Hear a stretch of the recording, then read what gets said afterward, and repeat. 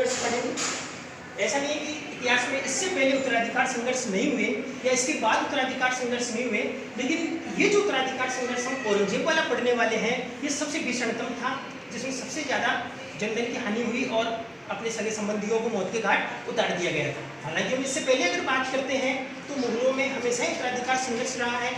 हुमायूं के भाइयों में इनमें उत्तराधिकार का संघर्ष रहा।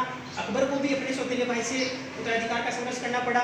जहांगीर ने अकबर के समय ही विद्रोह कर दिया था उत्तराधिकार के लिए, और इसके बाद में शाहजहां ने भी अपने भाइयों का कत्ल करके ही राजा बना था, और शाहजहां के जो पुत्र है उनमें भी उत्तराधिकार संघर्ष हो गया।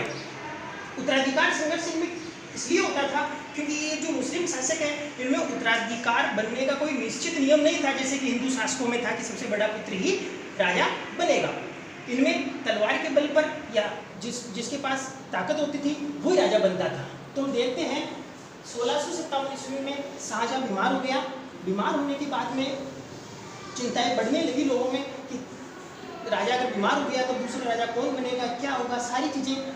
शाहजहां भी इससे वाकिफ था, तो शाहजहां ने अपने जीवित रहते ही इसका सबसे बड़ा जो पुत्र है दारा शिकोह को राजकाज का कार्य की जो जिम्मेदारी है वो दे दी इसको।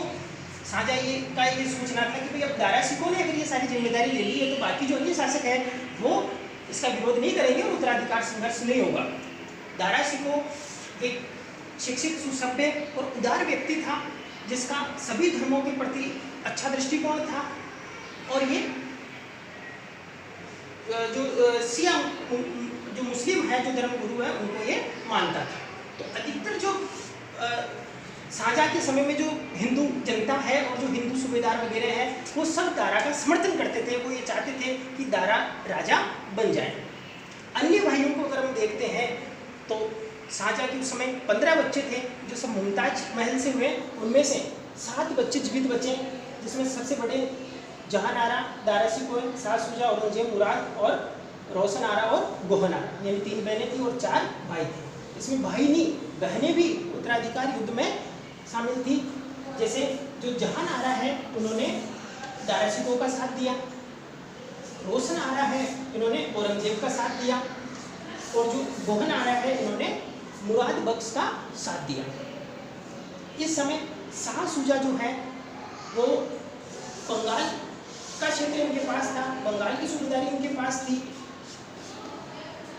औरंगजेब को शाहजहां ने दक्षिण भारत में लगा रखा था। दक्षिण भारत में बीजापुर और गोलकुंडा वाली जो क्षेत्र है वहाँ से इनको काफ़ी सारा धन प्राप्त हो गया था उस समय। और जो मुराद है उसे गुजरात की सूबेदारी मिली हुई थी। जब इनको पता चला कि शाहजहां बीमार है तो ये सभी लोग अपनी अपनी सेनाएं लेकर और अपने साथ उचित धन लेकर आगरा के किले की ओर बढ़े। शाह शुजा बंगाल से रवाना हो गया और इसने बंगाल में अपने आप को स्वतंत्र शासक घोषित कर लिया। मुराद ने एक अन्य जो शाहजहां और जो मुगल दरबार का सेनापति था अल्मीकी, उसकी हत्या कर दी वहाँ पर सूरत में, और उसको लूटा, खूब सारा धन उसने प्राप्त किया और गुजरात का स्वतंत्र शासक इसने घोषित कर लिया, और ये भी आगरा की तरफ बढ़ते चला गया।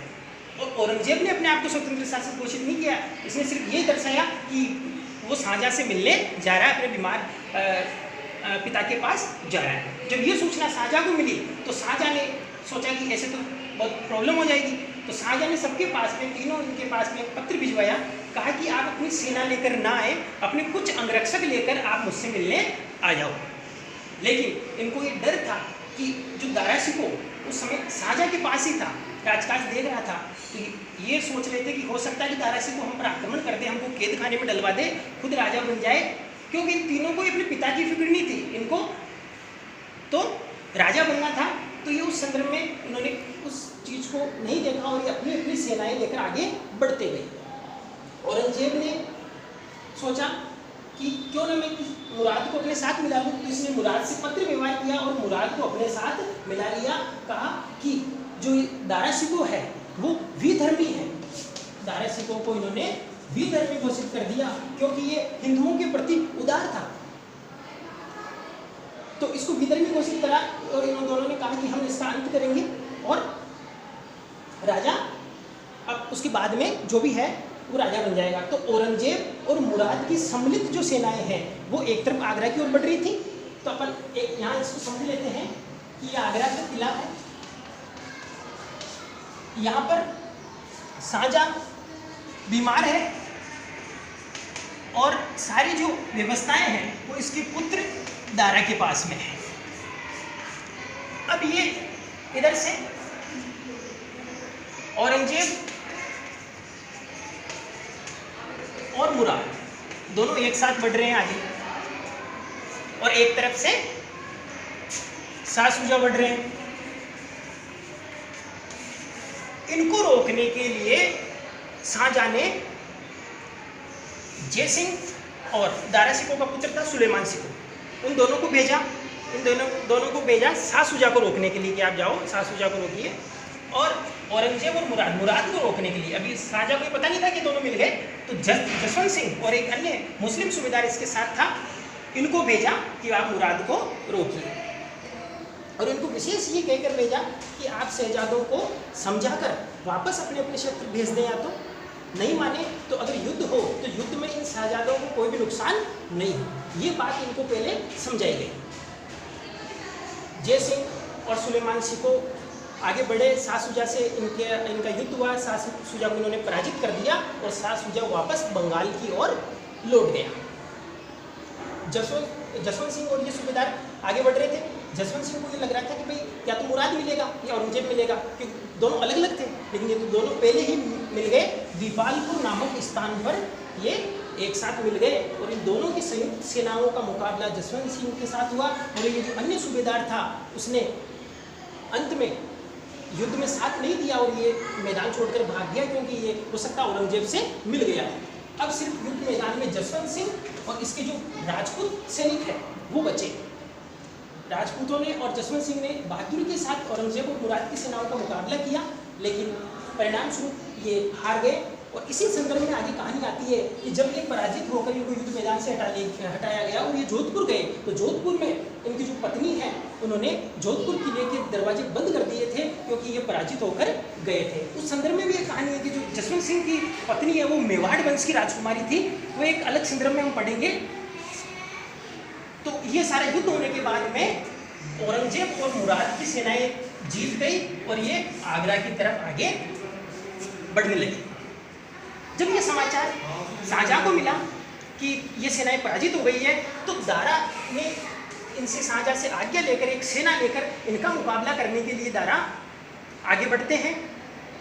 और दारा जब आगे बढ़े तो इनका मुकाबला सामूगढ़ नामक स्थान पर हुआ 29 मई 1658 को। और इस स्थान पर सामूगढ़ के युद्ध में जो सेनाएं हैं वो औरंगजेब मुराद की सम्मिलित सेनाएं और जो शाही सेना है दारा सिकोह के नेतृत्व में वो एक दूसरे के आमने सामने हो गई। और परिणाम स्वरूप ये काफ़ी इनकी सेनाएं ज़्यादा थी, दोनों की सम्मिलित सेनाएं थी, और दारा सिकोह इस युद्ध में पराजित हो गया।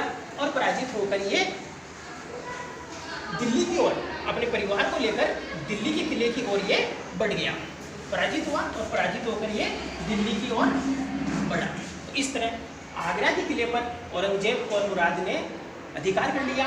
औरंगजेब ने बाद में मुराद को भी कैद में डलवा दिया और शाहजहां को भी, शाहजहां से मिला ही नहीं, बीमार था, शाहजहां से मिलने आ रहा था, लेकिन शाहजहां से ये एक बार भी नहीं मिला युद्ध होने के बाद में। इसने डायरेक्ट शाहजहां को कैद में डलवा दिया, जहाँ इसकी कैद में ही वहाँ आगरा के किले में मृत्यु हो गई। मुराद को भी इसने मरवा दिया। अब जो जिंदा बचे थे कौन? सामूगढ़ के युद्ध के बाद में दारा दिल्ली की ओर भाग गया था, ये इसका सबसे बड़ा शत्रु था। इसके अलावा जो सुलेमान सिकोह है दारा का पुत्र, ये भी इसका सबसे बड़ा शत्रु था, इसको भी मारना जरूरी था। इसके पास भी सेना थी, तो इसका सबसे पहला उद्देश्य क्या था कि जो दारा दिल्ली की ओर बढ़ रहा है उससे ये सुलेमान सिकोह, इसका जो पुत्र है, इसके पास 15 से 20 हज़ार की सेना थी, ये इससे नहीं मिले। तो इसने सबसे पहले तो इसको रोका कि भाई ये दिल्ली की ओर नहीं जाए, दारा से नहीं मिले। दारा दिल्ली जाकर कुछ खास नहीं कर पाया, कुछ खास सेना एकत्रित नहीं कर पाया। ये कुछ सेना इसके पास थी 15 से 20 हज़ार की, वो इसके पास रही। जब ये समाचार मिला कि दारा पराजित हो गया, आगे बढ़ा है, तो शाह शुजा बंगाल से वापस रवाना हुआ। शाह शुजा जब वापस रवाना हुआ तो औरंगजेब का जो पुत्र है उसने इसको रोक लिया रास्ते में। उसके अलावा औरंगजेब और औरंगजेब के साथ एक नाम और आता है मीर जुमला। ये काफ़ी धनी व्यक्ति था। गोलकुंडा और जो बीजापुर का जो क्षेत्र है दक्षिण भारत का, वहाँ से उसको काफ़ी धन मिला था, काफ़ी पैसा था इसके पास में, और ये औरंगजेब के साथ में था। इन्होंने शाह शुजा को रास्ते में रोका और वहाँ से वापस भगा दिया और इसकी भी बाद में हत्या हो जाती है। अब जो दारा शिकोह बचा, दारा शिकोह का ये पीछा करता है औरंगजेब, दिल्ली तक जाता है, फिर वहाँ से दारा शिकोह भाग कर लाहौर की तरफ चला जाता है। और फिर इसको याद आता है कि भाई हमारे दरबार में जसवंत सिंह थे और जय सिंह थे, तो मैं उनकी मदद ले लेता हूँ। तो उनकी मदद लेने के लिए ये अजमेर तक आ जाता है। लेकिन इसको सूचना मिलती है कि जो जसवंत सिंह है वो अब औरंगजेब के साथ मिल गए हैं, औरंगजेब की सेवा में चले गए हैं, तो ये अजमेर में ही रुकता है। लेकिन जब तक औरंगजेब वहाँ पहुँच जाता है और दोराई नामक स्थान पर युद्ध होता है, कई जगह ये नाम देवराई भी लिखा हुआ मिलता है, दोराई नामक स्थान पर युद्ध होता है और इस युद्ध में ये जो दारा है वो पराजित हो जाता है, मारा जाता है। सुलेमान सिकोह को भी औरंगजेब ने बाद में मरवा दिया था। सारे शत्रु इसके सब भाइयों के और इनके कत्ल करके ये राजा बन जाता है। राजा बनने के बाद में इसका दारा शिकोह का एक और पुत्र था सिपिर सिकोह, इसकी हत्या नहीं करता है, इसको जिंदा रखता है और अपनी लड़की, तीसरी लड़की का विवाह इसके साथ कर देता है। इसके अलावा मुराद के एक पुत्र को भी ये जिंदा रखता है और अपनी पांचवी लड़की का विवाह मुराद के पुत्र के साथ कर देता है। तो अपन ने ये देखा कि मुराद जो दारा शिकोह है वो एक अच्छा शासक था, उदार शासक था। अगर वो राजा बनता तो हो सकता है मुगल साम्राज्य का पतन नहीं होता। अगर ये राजा बनता तो जो औरंगजेब ने हजारों की तादाद में जो मंदिर तोड़वाए, हो सकता है वो मंदिर नहीं टूटते। और इस दारा शिकोह को, जिस दारा शिकोह ने शाहजहाँ का साथ दिया, शाहजहाँ के साथ ये पितृभक्ति निभाई, उसको आज इतिहास भूल गया। आज दारा शिकोह को कोई याद नहीं करता है, आज औरंगजेब को याद किया जाता है। इतने साल बाद भी आज औरंगजेब के नाम से रोड वगैरह बनाई जाती है, जबकि हम दारा शिकोह को याद नहीं करते हैं। ये एक अच्छा और उदार शासक था। तो इस संदर्भ में ये उत्तराधिकार संघर्ष था।